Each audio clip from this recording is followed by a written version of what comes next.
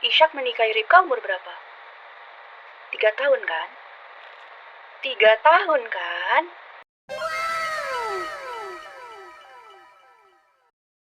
Ini adalah skrip standar yang digunakan di seluruh dunia untuk menuduh bahwa Ribka dinikahi ketika masih berusia 3 tahun. Awalnya kedengaran sangat meyakinkan, tapi sayang, hampir tidak ada yang memeriksa sumbernya langsung sebelum dilemparkan ke medsos.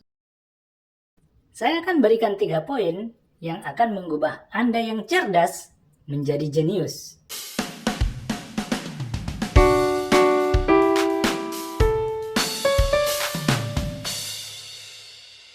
Poin pertama, ada di nomor 4. Dikatakan di sini, Kelahiran Ribka pada saat Sarah meninggal.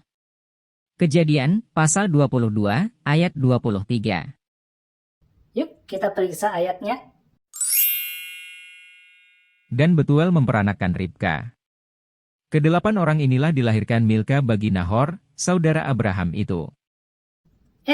Ternyata yang lahir bukan hanya Ribka, tetapi ada 8 orang yang dilahirkan Milka, istrinya Nahor. Jadi Ribka kembar 8 ya? Masa sih? Coba kita teliti lagi. Kedelapan orang ini adalah Uz, Buz, Kemuel, Keset, Hazo, Pildas, Yitlaf, dan Betuel. Loh, Ribkanya mana? Ternyata Ribka adalah anak dari Betuel. Gini ya, menikahi anak di bawah umur kita sudah sering dengar. Tetapi anak di bawah umur melahirkan, wah, ini kecerdasan yang sangat hakiki. Jadi kronologis ceritanya gini. Terah memiliki 3 anak.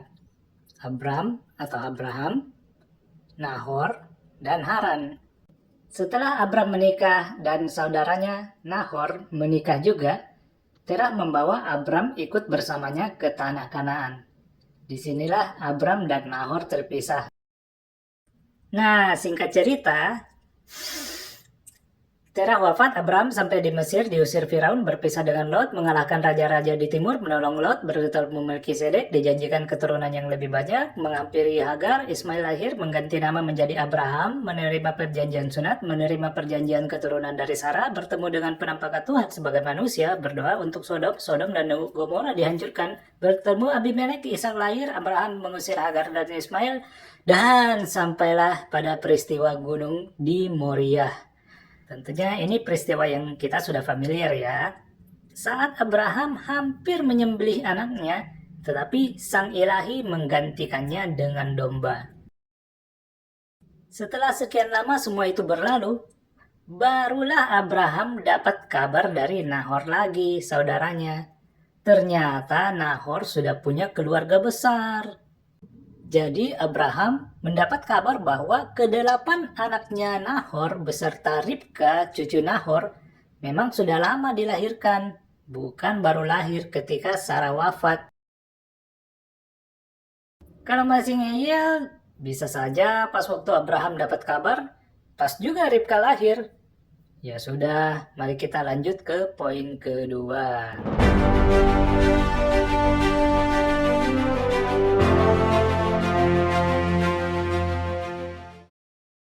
Di Kejadian pasal 24, Abraham memanggil hambanya untuk mencarikan istri bagi Ishak.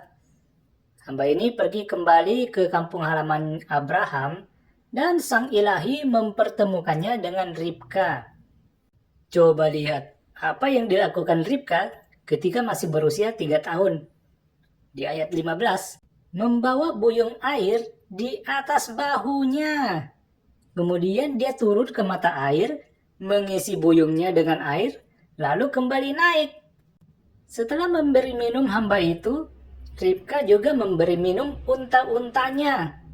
Dan ada berapa ekor unta-untanya ini? Ternyata ada 10 ekor unta yang diberi minum sampai puas.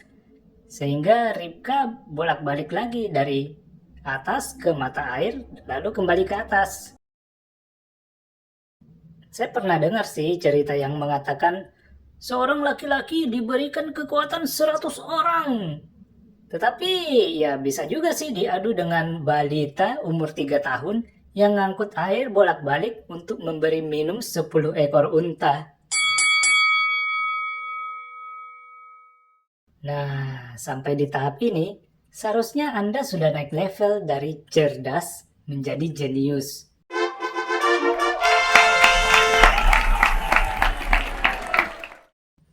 Bagi yang belum naik level dan tetap dengan kebebalannya, tidak perlu bersedih hati, karena masih ada poin yang ketiga. Oke, anggaplah Ishak menikahi bayi usia 3 tahun. Terus kenapa? Harap diingat ya bahwa perbuatan tersebut bukan menjadi contoh panutan bagi kita orang Kristen. Tapi kan dia orang penting. Gini, mari kita lihat ya orang-orang pilihan Sang Ilahi. Ada melanggar ketetapan dengan memakan buah pengetahuan. Nuh mabuk berlebihan hingga terlanjang.